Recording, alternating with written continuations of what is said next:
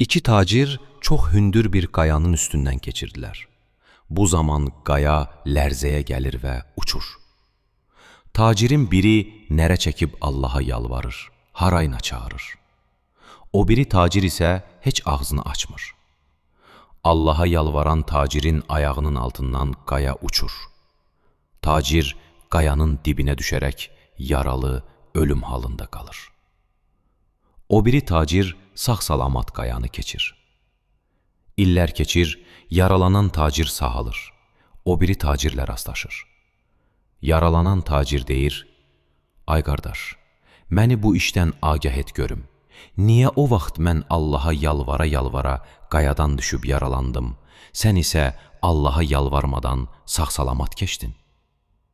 Salamat keçən tacir cavab verir, "Mən hər gün sübh vaxtı Allaha səcdə ibadət edib, bəndəlik, şükrana təşəkkürümü Allaha bildirir, dualar oxuyub, Allahdan ruzu salamatdır diləyib, işlərimin uğurlu, özümü Allahın amanında olmağımı yalvarıb evdən çıxıram. Məhz buna görə də mən həmişə Allahın nəzarəti altında sağ-salamat oluram. Hər çətinlikdən də məni Allahım qurtarır. Çünki Allahın kəlamı və dualar zənciri ilə mən asimana bağlanıram. Sən isə Allahı yalnız çətinliyə düşəndə çağırdın.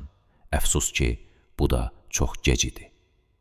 Bu hədisin mənası budur ki, insan Allahı hər gün, hər an yada salıb, yalvarıb, ondan imdad, xeyir-bərəkət, ruzu, şəfa, bağışlanmağını diləməlidir. Çünki insan hər an təhlükə və günah qarşısındadır.